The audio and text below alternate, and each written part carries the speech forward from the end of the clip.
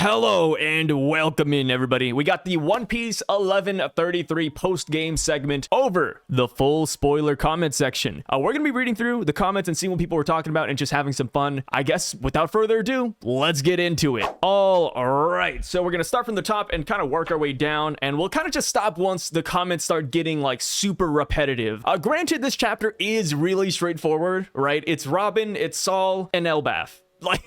So maybe it does get repetitive kind of fast. I don't know. If it's a short video, so be it. But we're just here to have fun. So the top comment is from Scuba. He says, Saul and Robin reunion. Tugs on the heartstrings. Next, we need Brook and Laboon. Brook and Laboon, would that tug at the heartstrings? I think so. I think it would. It's hard because I like the Brook and Laboon backstory, but what makes Robin and Saul so special is that Saul can talk to her, right? If we see Laboon, he's just going to hit us with whale noises. Which, to be fair, like I said, the Laboon backstory was really sad. I think there's a beauty in being able to express emotions without any dialogue. And Oda has done that with Laboon, right? So, wouldn't be super shocked, but I'm trying to think of like the other reunions in the series that we would really enjoy. Okay, Robin, Saul, Brook, Laboon. Is Usopp and Kaya a reunion? I mean, it would be, but like they're not like star-crossed lovers, right? He could go home at any time. He didn't have to come here. Robin and Saul were like split apart. Laboon and Brook were split apart. Who else was split apart among the Straw Hats? I was about to say Bellamy if she was alive. Yeah, no, she's dead. Zoro and Kuina, if Kuina's alive. I mean, at this point, who knows, man? I still think the stairs for Kuina is so silly. Saul survived a Buster Call, brother. Buster Call, he was frozen. He didn't drown while he was frozen. My God. Kuina died to one set of stairs? Holy hell. And the funniest thing is, like I said, it's one set of stairs. If you go back to the anime flashback or even the manga flashback, I think they show it as well. But dude's house is small. She died off of 4 steps. Okay, anyways, that's like a 2001 conversation coming back into the limelight. On to the next comment. They say, no one is born into this world alone. Damn it, Oda. This new chapter got me. Yeah, I had to lock in. I'll admit. Reading this chapter, I was like, gotta swallow it a little bit. I don't want to shed any tears while doing these videos. I'm actually glad Saul survived. Robin needed this reunion. I agree. At first, I did think the Saul surviving Ohara thing was a little bit silly because I was like, okay, wait, after all these years, Oda really brought Saul back into the story. But it's like you said, it's a nice reunion. Robin needed it, and I feel like it makes Elbaph, it makes it better. It doesn't make it worse at all, right? Because when you think of Elbaph, we gotta hit it from all different directions. You gotta have the action, you gotta have the mystery, and you gotta have the feel-good moments like this. Like, imagine Elbaph without Saul. We'd be partying right now, and that'd be cool. But like, dude, we just partied off of Egghead. Egghead was short. We just partied after Wano. Like, we party after every arc, of course, but you know what I mean, right? I think Saul is a really nice breakup, and it's a really nice emotional piece.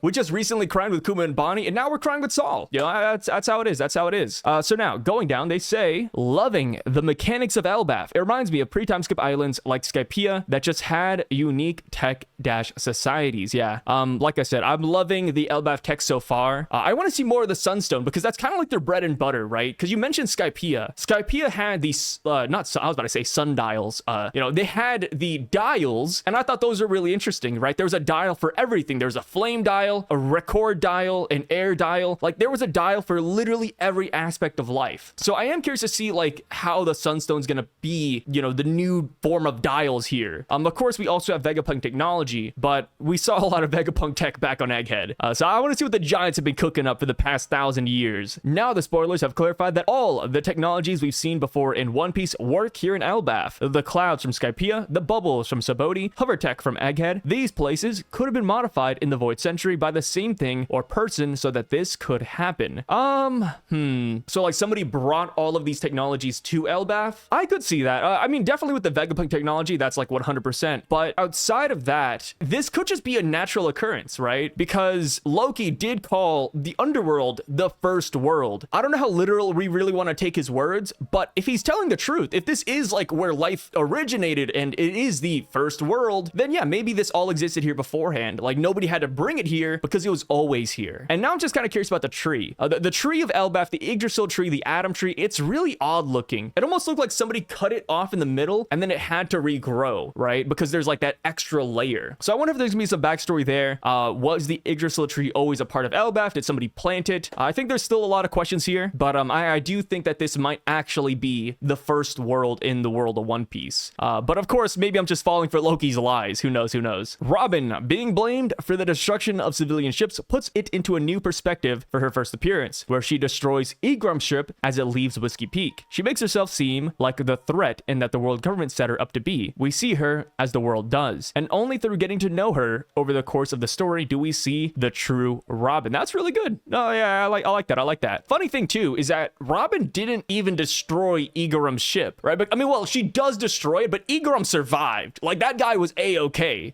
So you know, it's kind of poetic there. Like, yeah, like she destroyed it, but in reality, she didn't. Like, the guy's good. The guy's good. But yeah, that's a really nice callback. I like it. I like it. Next comment, they say, I actually can't believe we are finally getting the long-awaited Robin and Saul reunion. This next chapter is going to make me cry for real. I've actually grown so much since I first watched them get separated, and only cements how close we're getting to the end. I'm just so grateful that I found One Piece when I was super young on TV to be able to marvel at this stunning story. I agree. Yeah, I remember when One Piece just aired every Saturday morning, and I mean, to be fair, Saturday mornings for One Piece were really cursed here in America because that was the 4Kids version where they had the crazy accents, they had the crazy mispronunciations, the crazy censorship, but it still got me into One Piece. And yeah, seeing Robin and Saul finally meet after all these years, I think is beautiful.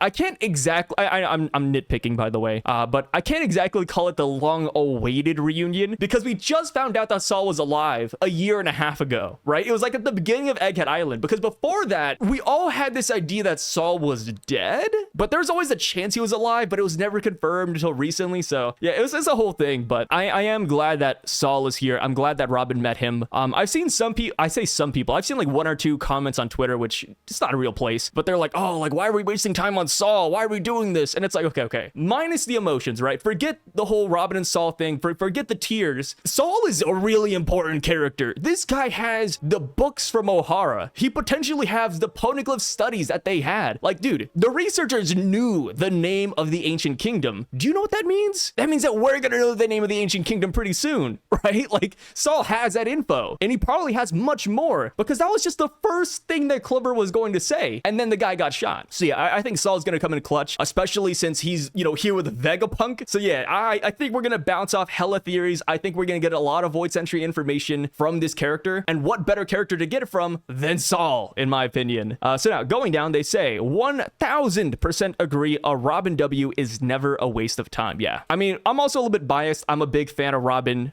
You know, my ranking of Robin definitely went up 1 or 2 ranks because she got the bangs again too, you know, so this really does feel like pre-time skip One Piece. I think somebody mentioned it in the former comments, but yeah, Robin W is huge, especially this type of Robin W, because beforehand it's just Robin trusting her Nakama, and that always felt good, but this is a different emotion, brother. You know, in Wano, we were loving it because Robin showed up, she spanked Black Maria, she was working together with Burke, and that was a really feel-good moment because she can trust the Nakamas, people trust in her. Beautiful. This Saul interaction though, different. You know, it's so different. Like I said, it's interesting to see how Oda tackles these emotions from like different perspectives and different sides. It's kind of like a gangbang, really. Oda actually making the he's fallen and can get up joke was so funking funny though. LOL. Yeah, I think the funniest part about this is that we all got, right? Like 2 chapters ago, when we heard that line, it was like, dude, is Saul really going to die? Like, I couldn't believe it. So I think the funniest part is that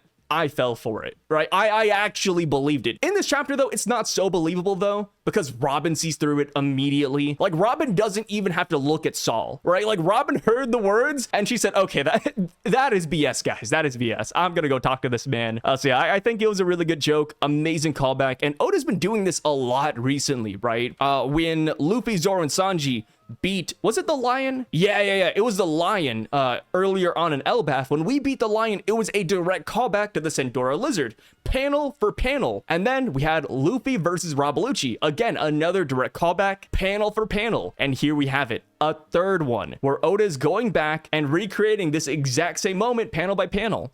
And in a weird way, it does make me really excited to see what else Oda has in store. I can't wait to see what other parallels Oda draws into the future, right? Maybe we'll see, like, you know, another Luffy scene where Luffy's being stabbed through the chest, like where Crocodile stabbed him in Alabasta, and then somebody does that to Luffy nowadays. Kind of absurd to say, but that was just the first thing that popped in my mind. So now, next comment, they say, just want to say, love your content, Sai. Love tuning into your videos every time. Heart emoji, and I appreciate it. Brother, I already gave this heart emoji as well. I thank you guys for being here always. You know, we wouldn't be here if it wasn't for you guys. That's essentially what I'm saying. 522 Robin. So yeah, sometimes I misspeak, right? In these videos, I just kind of like fire off the cuff. They're not exactly scripted, so I kind of just go in, and sometimes I'll say the wrong word. I forgot what I said here, but I remember I was listening to it, and I was like, wait, why did I say their name? So I had to like erase it and then put in the robot Robin voice. So yeah, that happens sometimes. It's an honest to God mistake, but I always think it's kind of funny when it pops up. You know, the text-to-speech Robin, like in the middle of a sentence. What Lilith said sounds weird. It made me understand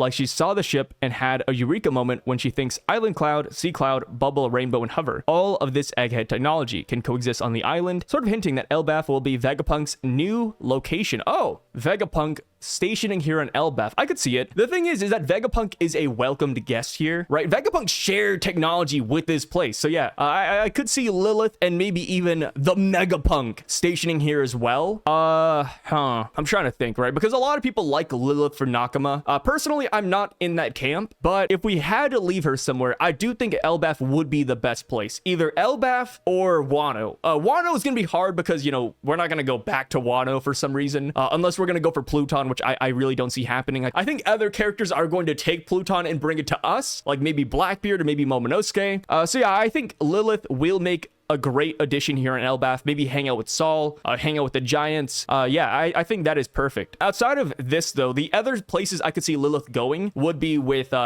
Haridus, the guy who's at Witheria. I could see her going there, but it kind of sounds like the Megapunk is going there. So maybe there's like a disconnect where, you know, they go over there and then Lilith stays here. Or she could go to Neo Mads, right? Judge and Caesar are a thing. We do know that Vegapunk worked with them a long time ago in the past. Lilith is the evil Vegapunk, so maybe there's something there. But I do think that the easiest solution is to just drop her off here and just let her hang out, right? I do wonder, though, if Lilith stays here, what will she do? Like, will she start researching the poneglyphs with Saul? Is she gonna start, like, looking through Void Century history, or will she just I don't know. You know, it's hard because she doesn't have funding anymore, right? The world government isn't behind her giving her money. Is there enough natural resources here at Elbaph to sustain Lilith and the things she wants to create? Because back in Egghead Island, she was working with the sea beast, she was working with the giant shark, and it's like over here, like what could she possibly do? I don't know. Next comment says, I hope Oda shows us what books from Ohara are in the Elbaph library. Yeah. There's only one confirmed book that we know of that's there, and that is Bragman.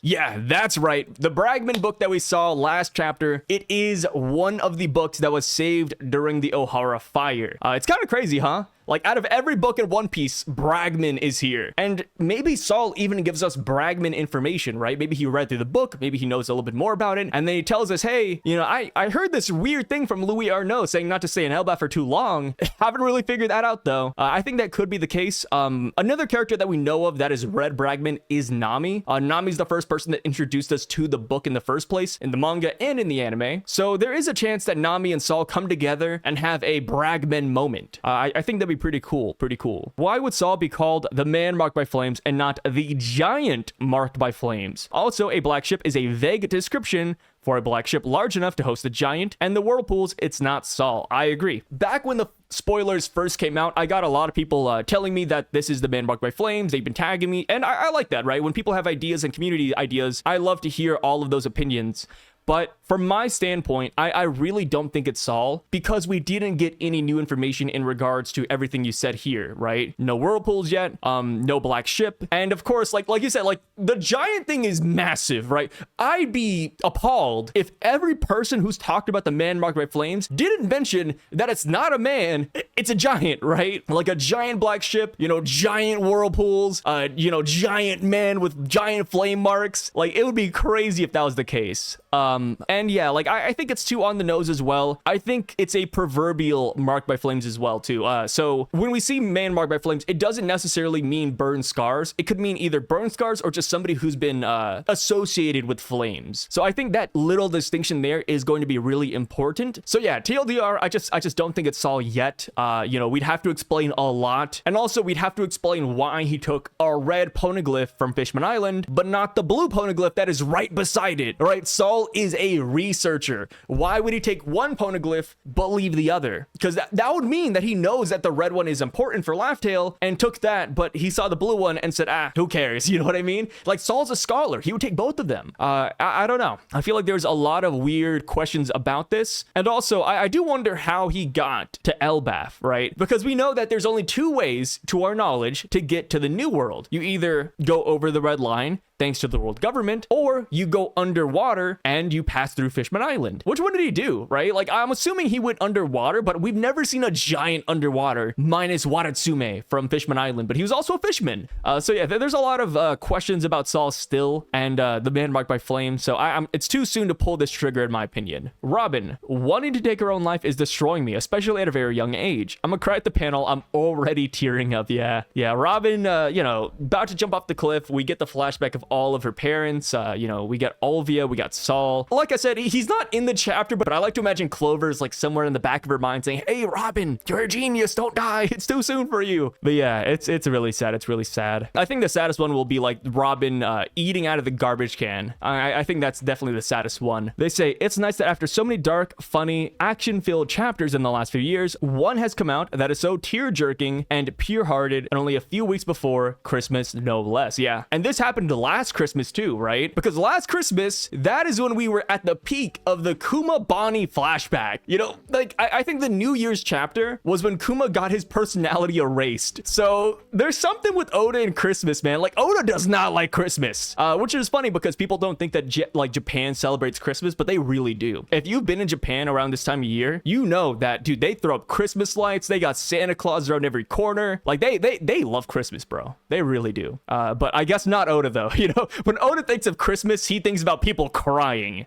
So this one says, only true One Piece fans will know the value of these two meeting. From Water 7 being my favorite arc to Elbaph, I hope Oda won't disappoint us when Luffy will meet Shanks. Oh, dude, he won't. No way. I mean, Shanks, like, we were talking about how people are waiting for Robin and Saul, right? You know, Brook and Laboon, Zoro and Kuina's dead body. But let me tell you, Luffy and Shanks has been a meeting that Oda has been setting up from chapter 1. There's no way he fumbles it. My headcanon, I hope it doesn't come true, to be fair. You know, this is just my theoretical, but I've always envisioned a scenario where Luffy's about to meet Shanks, and instead of meeting Shanks, he meets Shanks's head. Okay, this is getting crazy. This is like fan fiction, but imagine Luffy gets to an island, he's like, oh, Shanks is here, and then we see somebody roll Shanks's head on the ground, and they say, hey, Luffy, return the straw hat now. That'd be crazy. I think I've been reading too many like darker manga per se, but I don't know. Imagine that intro, right? Imagine like a villain walking up and they're like, hey, here's Shanks's dead body. Give him the straw hat now, Luffy. Pick it up. Pick up his head. My God. Probably not in One Piece though, but to be fair, that would be really hard. So now this one says, finally, a Robin highlight. I was already shedding some tears with just words. She has my heart. Yeah. I think the best part about the chapter, right? By the way, like I said, these comments were made before the panels were actually out. But now that I've read the chapter, now that it's all fully released, my favorite part is that they don't cry immediately. Like, because it's a really realistic meeting in a way, right? You meet somebody, you talk a little bit, you're holding it in, and then at the very end, like, dude, the gates burst open, the tears start flying. I think that's my favorite part, right? It's a slow buildup to the tears. It's a slow buildup. I'm expecting lore next in Elbaph, as there's a reason why Oda brought the new crew to meet Saul. Yep, the whole crew are here, right? It's not just Robin, it's Luffy, it's Zoro, Jinbei, everybody's here. I'm expecting lore as well. I think the one hard part, right? The one hard part is that I think that we're gonna go to the Owl Library, right? That makes sense, right? We go to the Owl Library, we see the books, we see maybe a poneglyph, and we get a lot of information. But we have to remember that there's a party going on, right? Like, before Robin ran up to Saul and started crying, Luffy said, hey, let's get this guy and bring him back to the feast, right?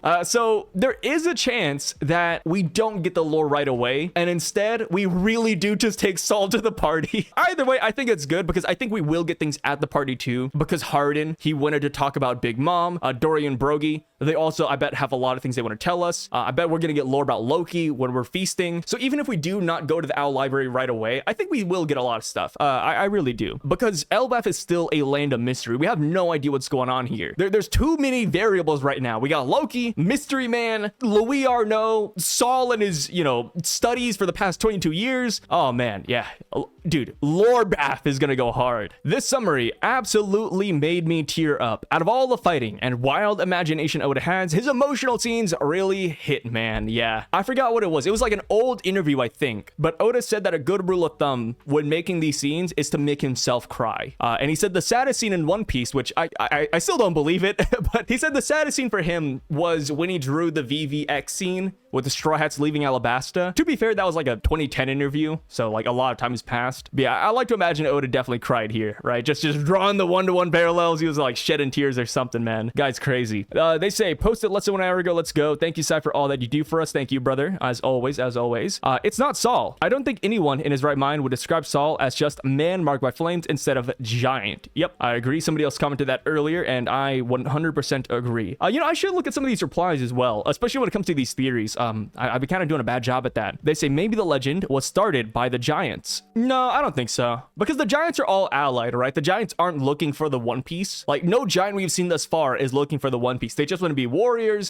Dorian Brogy want to be the king of Elbaph, the king of the giants. So I don't think they care too much about legends like this to actually start them. So I don't think that. Adding to that, if someone had a black ship, I feel like people would mention the size. Exactly. Size wouldn't have been unnoticed. Yep. This one says, Hover seems to be a lot like Float, and we expect Shiki to be on Elbaph. I can see Shiki's powers being the reason for that specific zone, and I'm starting to think that the silhouette is one of her options, being Shiki, Gabon, Louis Arnault himself, or a random character who is going to be the final antagonist of Elbaph, who will show himself after Luffy frees Loki. I like this one. The funniest thing is that I'm kind of on the same boat, that this character is going to be like the main antagonist of Elbaph, but you gotta admit, so far, they're kind of silly. Like, they're just sitting up the coast, they're drinking what seems to be like a cup of sake, and now they're walking through a forest with a gas mask potentially on. Like, this guy is so weird. Like, I don't know what to think of him yet, and he's a human too. He's not a giant, he's a human. One of our options, I am of the same mindset. I don't think it's Louis Arnault. A lot of my friends have this theory, like, oh, it's Louis Arnault, I think it's him. Whenever we get the Louis Arnault thing, he's right there walking, and I could see that. But my one problem with this theory is that in his book, he says to not stay here for too long. So I think it would be really weird if he said that, yet he's still here. You know what I mean? Like, hey, don't stay here for too long, guys. Meanwhile, Louis Arnault is walking on the island. Like, that is why I just can't make that connection yet. But it would be a really hard intro. It does, I've said before, but it would remind me of a Dark Souls or Elden Ring intro, where you see him and you get the introduction and they continue reading the book. Like, don't linger here for too long because this is my territory. And then you see him like whip out a sword. Yeah, it would be a good intro, but they would have to explain a couple things about that one. All right, so this one says, Tekken did say he thinks it's just a joke, so another W for... Did he really say Tekken? That madman. That man. He said that Saul falling was a joke 2 chapters ago. Oh my god, dude, Tekken's a monster. I've talked to him a couple of times. I love the guy. Dude, he's a monster in disguise. All I gotta say. But a good monster, by the way, not like a P. Diddy monster. That's 2 different monsters. Good monster, bad monster. Big Mom's defeat being mentioned again is yet another reason for me to continue thinking that Law and Kid will be a part of this arc. We have to see the Giants' reaction to the 2 who avenged Elbaph and defeated Big Mom. I agree. And I think this would be their best chance to get a new ship. I mentioned it in the video, but I do think that they will get a new pirate ship, whether it's together, whether it's separately, and it will be here on Elbaph. This is the home of Atomwood, right? The Straw Hats lost to the Going Merry, and then they built a new ship out of Atomwood. Law and Kid lost their ship. Now it's time for round 2. Why not get an Atomwood ship? And that would be the best way for the Giants to repay them. It really would be. So I do think Law and Kid will be here. I mean, Kid is technically already here. He's probably just off the coast. They're drowning or, you know, washed up ashore. But yeah, Kid's already here. Law, I feel like just makes sense for him to be here because he has nowhere else to go. Imagine Beppo and Law. The next closest island, according to the log post, is Elbaph. So it would be really strange if they ended up anywhere else, unless somebody picked them up at the middle of the sea, right? That'd be a little bit different, but I do think they're going to be here. So let's read some of the responses to this. They say, I'm sure Jarl mentioned that, but I don't think Kid will appear in this arc. He'll probably be in the next cover story, though. Cover story with Kid. I don't think a Kid cover story would be bad. I don't think that'd be a bad idea. I like that a lot, actually. A Kid cover story. The only problem with the Kid cover story is that it probably wouldn't start until near the end of Elbaph, which I think is a long time from now, because Yamato's still at volume 20. Sorry, I saw Jarl. I think he means, I think he means Jarl, the giant from Big Mom's flashback. Okay, Jarl really took me off guard because Jarl, when you pronounce it, it sounds like a giant name, and I'm like, wait a minute, no, I looked through the giants. There's nobody named Jarl, right? Yeah, I think he means Jarl. They say nope, and then they just say Kid will be. Look at this, the duality of man. Nope, he's not coming back, and then yes, Kid will come back. We should do a poll about this. I might do a poll. I want to see what people have to say. This one says, I absolutely love the Nisekoi reference. I cried the last 2 volumes. Can't wait to read the new content. Yes. I love myself some good old romance animes. Dude, I recently watched Apothecary Diaries because, you know, one, my wife watched it and she said it was really good, and I was okay, I gotta check it out. But also because I saw that Apothecary Diaries is topping the charts next to One Piece. What? You know, like, I was looking through the rankings and what sold the most volumes this year, and Apothecary Diaries was like number 2 or 3, like selling 5 million volumes, and One Piece is like, I think 5 or 6. And I was like, holy crap, a romance is selling this well? And let me tell you, hey, season 1's not bad. If you guys like romance or, mystery shows, I say give it a chance. The animation is perfect. And anyways, getting off topic. This one says, my brain is so fried from the podcast. When I was reading the spoilers, I thought that the recycle cur showed up in Robin's flashback. I reread the spoilers and realized that it wasn't the recycle cur. It was just Robin eating out of the garbage next to a dog. Eat plus garbage plus dog equals recycle cur. Yeah, I'm so sorry about that one, brother. Yeah, I mean, the recycle cur, the reason why they bring it up here and the reason why the podcast talks about it so often is because when we were on Egghead Island, the recycle cur had his own introduction box. Like, he was an important character, and then we just never saw him again. So yeah, you know, one day maybe the recycle cur will come back. I mean, Egghead Island survived the Buster Call, so you never know. A man Margaret Flames has to be Tom-san. You know, it's funny, right? Because if you were to ask me before Egghead, I would say probably not, right? But now that we saw that Saul survived Ohara, and the fact that we never saw Tom get executed, you know, I can't say it's a bad idea. You know, there is a chance that Tom is alive. Maybe Frankie meets Tom and Tom has a poneglyph, which I think would kind of make sense in a weird way. You know, when we're talking about parallels and things that connect, and when we were at the Sea Forest in Fishman Island and we saw Joy Boy's apology poneglyph, that is when we met Tom's brother. So we see one of the 2 poneglyphs from Fishman Island and we meet Tom's brother in that same area. We're introduced to him there. Maybe Tom is the man marked by flames, and it's like a brother thing, right? One brother has one, the other brother has the red poneglyph. Tom is interesting. Used to work for the world government. That would work, right? That would work because he did. He made the sea train for the world government. That is specific, right? And I think one of the reasons why I don't like the Saul answer too much is because he worked for the Marines. Marines, world government, 2 different entities. They work together, but they're separate, right? But Tom did directly work for the world government. Man marked by flames. Maybe he was supposed to be immolated, like they were gonna execute him by burning him alive because he's a fish, right? Maybe they were gonna eat some fish sticks. So yeah, maybe, okay, wait. Tom had the blueprints to Pluton and the anti-Pluton, right? Like, Tom had those blueprints. What if he made that ship and it's the black ship they're talking about? That would make sense. And then Pluton is or the anti-Pluton blueprints, it creates a ship that can make whirlpools. Yeah, because you have Uranus, who's over here destroying islands from the sky. So whirlpools would be not that bad. Wait a minute. I think it's Tom. And okay. I'm not just like hopping on because, you know, I just read it. I'm like, wait a minute, this is good. Like, the thing is that I personally have never had a good answer as to who this might be. When we first learned about this character, I was not on the Kuzan train. I was not on the Saul train. I think there's like a couple more people. Like, I think Scopper Gaban was like another popular one. I wasn't on that train either. Like, I talked about them, but none of them sold me. Tom isn't a bad idea. I really don't think so. Shipwright, world government, you know, maybe he was executed via flames, and then the whirlpools will be explained by the ship. Yeah, and then this would be another good reunion. Damn, this is solid. Oh, Tom's a fisherman too, so he would go to Fishman Island, and then the brother connection. Wait a minute. Wow, that's something, dude. That's something. All right, I might have to make a video about this. Yeah, I might like fully flesh this out. Benji boy, my God, dude. Cook. All right, so now for the last comment. I thought of you when I was reading the cover story.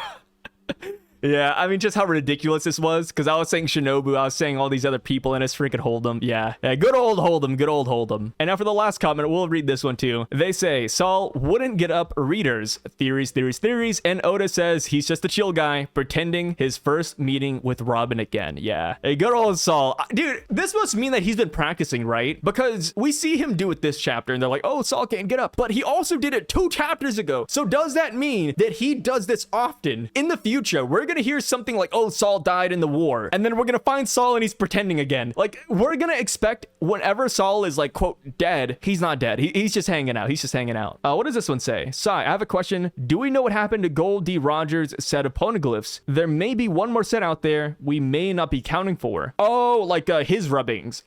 True.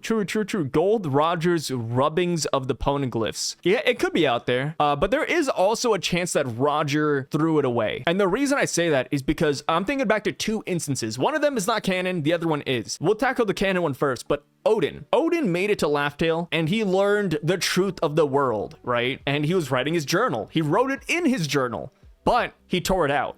He tore out the last page. So we don't know what's there, and we don't know what happened. It felt like he wanted to gatekeep that information, right? That information belongs to whoever makes it a Laugh Tale. So that right there is a direct instance where his crew kind of followed the will, right? Maybe they didn't want to do it. So for now, the non-canon reason is that back in film Stampede, the treasure that Buena Festa was holding for the world to come get was a log post to Laugh Tale. Luffy found it, and then he just smashed it into 1,000 pieces. He didn't want it. He wanted to find the treasure legitimately. And then we get a flashback in that movie where Roger says the same thing. He says, hey, we don't need this. Like, whoever finds the One Piece wouldn't need this piece of trash. And then he threw it into the ocean, and his crew was like, whoa, Roger, what the hell are you doing, man? That's one of one. So I don't think Roger would keep a set of poneglyph rubbings for somebody to find, because he would think that's like a illegitimate way to find the One Piece. That's my headcanon. You know, like I said, Film Stampede is not canon itself, but Oda did help write the characters, right? That's still Oda's movie. Oda started getting invited to like the board ever since Strong World. So Stampede, Oda was there. He cooked up that movie script a little bit. So I could see that being in line with Roger's way of thinking. I like this idea because it's something I haven't heard of before, but I don't think Roger's set is out there. I think he would burn it or get rid of it. And that could explain why Shanks isn't going after Roger's rubbings, right? His captain probably rubbed him off enough. He doesn't want any more.